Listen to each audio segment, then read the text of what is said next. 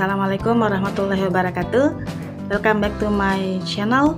Kali ini saya akan berbagi tips dan pengalaman pada saat saya mengikuti seleksi guru penggerak angkatan ke-7. Pertanyaan pertama dari asesor yaitu, apa motivasi Anda mengikuti program guru penggerak?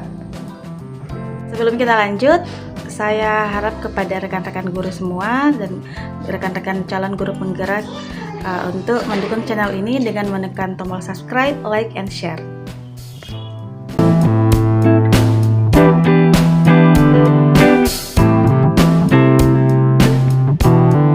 Pertanyaan pertama dari asesor yaitu, apa motivasi Anda mengikuti program guru penggerak? Saat itu saya menjawab, saya ingin menjadi guru yang lebih cerdas, lebih kreatif, dan juga menjadi guru yang lebih menyenangkan untuk siswa yang saya ajar. Di samping itu juga alasan saya adalah saya ingin mengembangkan potensi diri melalui program calon guru penggerak ini untuk mengembangkan diri saya dan orang lain yang ada di sekitar saya. Dan yang paling utama adalah saya ingin menjadi bagian dari perubahan ke arah yang lebih baik guna mewujudkan tujuan pendidikan di Indonesia. Kedua, apa yang telah Anda lakukan dalam mengembangkan potensi diri? Jawaban saya pada saat itu, yang pertama, saya tentu melanjutkan sekolah atau pendidikan ke jenjang yang lebih tinggi. Yang kedua, mengikuti pelatihan atau workshop yang berhubungan dengan profesi saya. Dan yang ketiga, saya belajar banyak hal dari berbagai sumber seperti YouTube ataupun sosial media yang lain, juga dari buku-buku yang sekiranya bisa mengupgrade skill yang bisa mendukung profesi saya. Pada saat ini saya sangat senang mengikuti workshop yang berhubungan dengan literasi. Ketiga, bagaimana dukungan dari pimpinan, rekan kerja, dan keluarga? Jawaban saya adalah tentu kepala sekolah saya sebagai pimpinan memberikan saya izin untuk mengikuti program guru penggerak ini sebagai bentuk dukungan, dan juga rekan kerja saya, kami saling support untuk mengikuti program guru penggerak. Dan dari keluarga, tentunya dari suami, memberikan izin sebagai bentuk dukungannya kepada saya untuk mengikuti program guru penggerak ini. Apa inovasi terbaik Anda atau kreativitas Anda selama menjadi guru? Jadi pertanyaan itu saya jawab, saya katakan bahwa salah satu inovasi saya atau kreativitas saya selama menjadi guru adalah dengan mengajar dan menggunakan sosial media seperti WhatsApp dan Facebook sebagai sarana atau media dalam proses belajar siswa. Jadi penggunaan sosial media seperti WhatsApp dan Facebook ataupun platform lainnya ini saya gunakan bertujuan untuk memberikan manfaat yang lebih dari smartphone yang dimiliki siswa.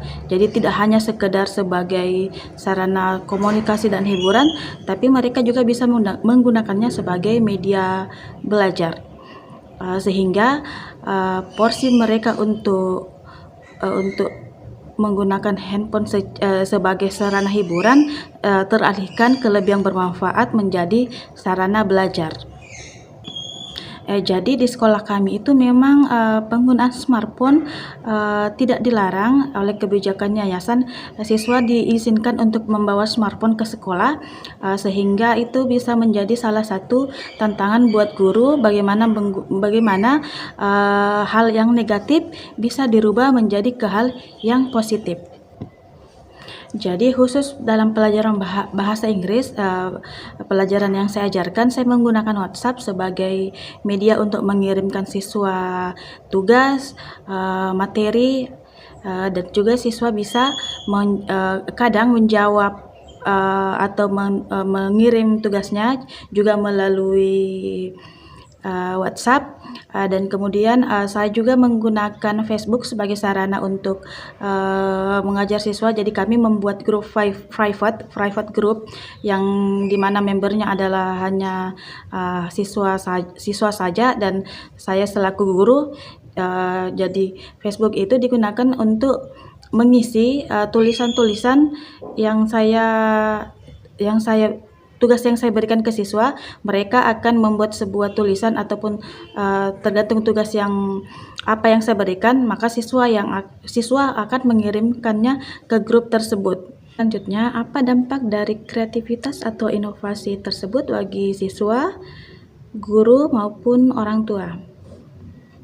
Jadi dampaknya tentu sangat bermanfaat dan dirasakan sekali dampaknya pada saat COVID melanda, di mana semua pembelajaran harus dilakukan secara daring atau online, sehingga siswa yang selama ini terbiasa menggunakan sosial media ataupun smartphone dalam belajar itu sudah terbiasa untuk melakukan pembelajaran secara online. Pertanyaan selanjutnya, apakah ada yang setuju dan tidak setuju dengan kreativitas yang Anda lakukan? Saya jawab, ya, tentu ada. Ada rekan yang tidak setuju dengan ide tersebut dengan alasan akan mengganggu konsentrasi belajar siswa. Pertanyaan selanjutnya, bagaimana Anda menyikapi jika ada rekan kerja yang tidak setuju dengan kreativitas yang Anda lakukan? Jadi pada saat itu saya menyikapinya dengan berbicara dengan rekan kerja saya dalam suasana keakraban. Saya katakan kepada rekan saya yang tidak setuju ini bahwa penggunaan handphone memang bisa mengganggu konsentrasi belajar siswa, namun kita tidak bisa lagi menghindari penggunaan handphone ini dari berbagai kalangan, bukan hanya siswa yang memakai, bahkan guru dan orang tua pun sudah banyak menghabiskan waktunya di sosial media dengan menggunakan handphone. Maka dari itu kita hanya bisa mengurangi dampak negatif menjadikan handphone ini atau smartphone ini menjadi barang yang lebih bermanfaat dengan menjadikannya sebagai media atau sarana untuk pembelajaran. Bagaimana cara Anda mengajarkan atau memotivasi rekan kerja Anda untuk maju? Jadi pada saat itu saya menjawab, jika saya mengajarkan atau memotivasi rekan saya itu tanpa menggurui, misalnya saya datang tepat waktu, itu bisa menjadi contoh berpakaian yang sopan dan rapi, dan juga saya sering mengajak teman-teman saya untuk mengikuti workshop ataupun pelatihan yang bisa meningkatkan skill dan potensi diri sebagai seorang guru. Pertanyaan terakhir, apabila Anda lulus guru penggerak, apa strategi Anda agar bisa menyelesaikan program guru penggerak ini dari awal sampai akhir? Jawaban saya adalah saya harus bisa mengelola waktu dengan baik. Intinya adalah manajemen waktu, apalagi sebagai seorang ibu rumah tangga, sebagai seorang istri, sebagai seorang ibu yang ada tugas utama di rumah. Jadi kita harus pintar-pintar bisa mengelola waktu dengan baik antara pekerjaan rumah dengan tugas-tugas yang diberikan pada saat kita mengikuti pendidikan guru penggerak. Jadi intinya adalah manajemen waktu.